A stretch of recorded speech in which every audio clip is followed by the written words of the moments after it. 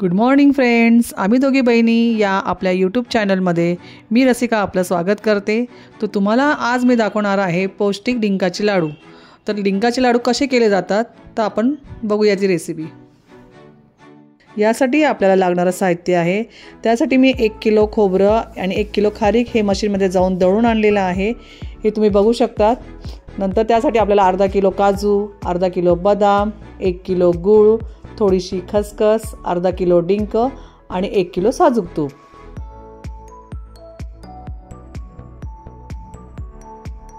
लाडूसाठी आपल्याला लागणार आहे अंजीर, पिस्ता, 1 वाटी पंपकिन सीड, 1 वाटी सनफ्लावर सीड आणि जायफळ।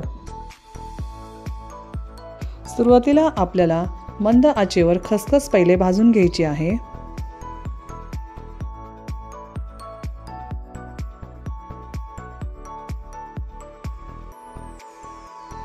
तुम्ही बघू शकता की खसखसचा कलर आता चेंज होतोय, असा रेडिश झाला आहे।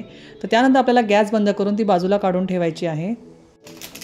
सुरुवातीला आपल्याला कढईमध्ये साजूक तूप घालायचं व त्यानंतर आपल्याला काजू छान तळून घ्यायचे आहेत। आपल्याला प्रत्येक गोष्ट तळताना मीडियम किंवा मंद आचेवर तळायचं आहे।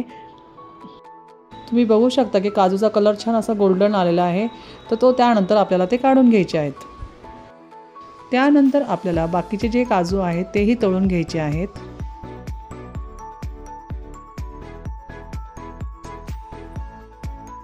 काजू तळून झाल्यानंतर आपल्याला तुपामध्ये डिंक घालायचा व डिंक पण बारीक गॅसवर तळून घ्यायचा आहे, म्हणजे तो आतमध्ये कच्चा राहणार नाही।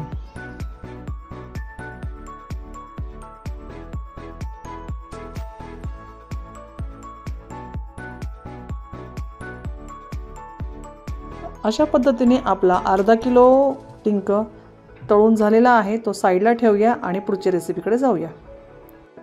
अंजीर मिक्सरमध्ये असं बारीक होणार नाही, त्यासाठी आपल्याला आपलं खारीक खोबऱ्याचं जे सारण आहे ते त्यामध्ये घालायचं व मिक्सरला फिरवून घ्यायचं।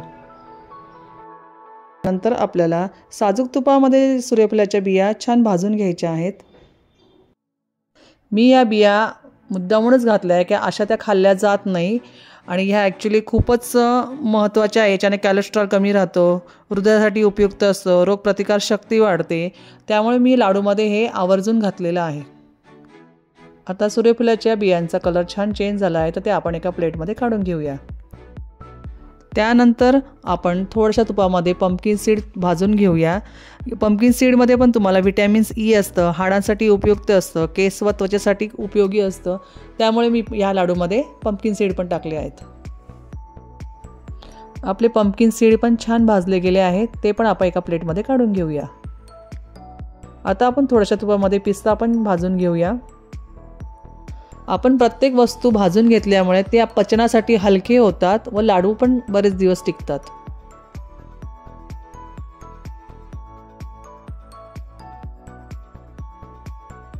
आपल्याला सर्वात शेवटी बदाम तळून घ्यायचे आहे, कारण बदामाने तुपाचा कलर चेंज होतो, म्हणून त्याला सर्वात शेवटी तळून घ्यायचं आहे।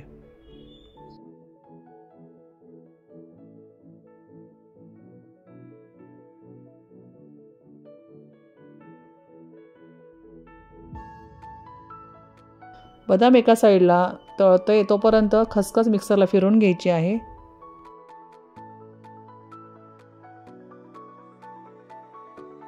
तुम्ही बघू शकता की बदामाचा कलर पण चेंज झाला आहे, तर आता आपण ते काढून घेऊया। सर्वात शेवटी आपल्याला खारीक खोबरं मंद आचेवर 10 मिनिट भाजून घ्यायचं आहे।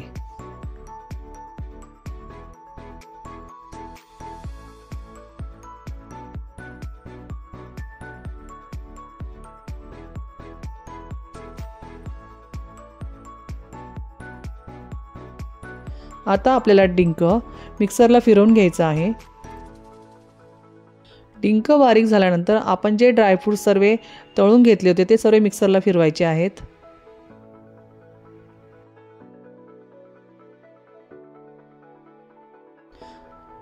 व ड्रायफ्रूट्स मिक्सरला फिरवल्यानंतर आपल्याला पाक बनवायला घ्यायचा आहे। पाक बनवण्यासाठी आपल्याला 1 ग्लासला थोडंसं पाणी कमी घ्यायचं आहे व त्याच्यामध्ये पूर्ण 1 किलो गूळ त्याच्यात घालायचा आहे।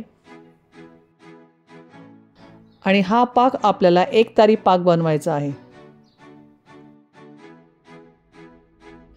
पाक बनवत असताना आपल्याला मंद आचेवरच करायचा आहे व तो चमच्याने कंटिन्यू मिक्स करत राहायचा आहे।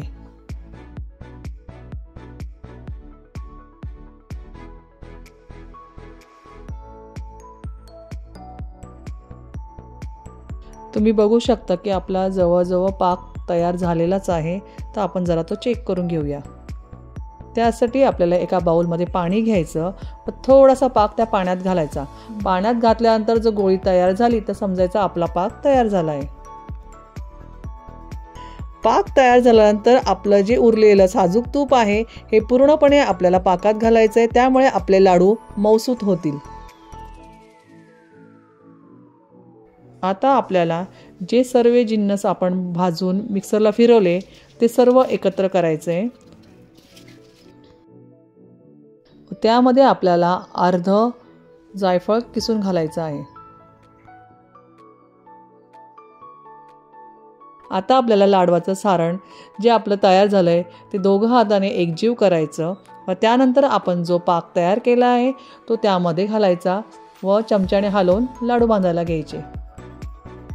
तुम्ही त्या पाकामध्ये जेवढं तूप घालाल तेवढा तुमचा लाडू मऊसूत होतो।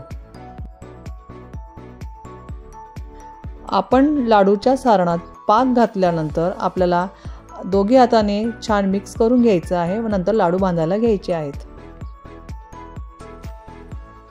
पाकाचे लाडू बांधायला एकदम इझी होतात। तुम्ही बघू शकता की किती सहजगत्या लाडू बांधला जातोय। तुम्ही बघू शकता की किती सारण सॉफ्ट झाले की तुम्हाला 2 हाताची सुद्धा गरज लागणे, एका हातानेच लाडू बांधले जात आहेत।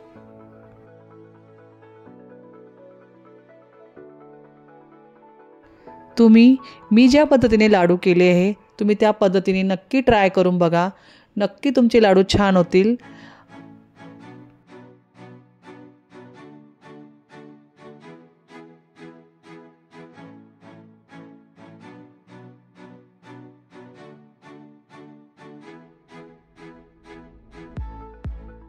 तुम्ही बघू शकता की लाडू किती मऊ झाला आहे, बघा तुम्हाला मी दाखवते किती छान मऊसूत झाला आहे आपला लाडू। अशाच नवनवीन रेसिपीसाठी आम्ही दोघी बहिणी हे चॅनल लाईक करा, शेअर करा, सबस्क्राईब करा। थँक्यू।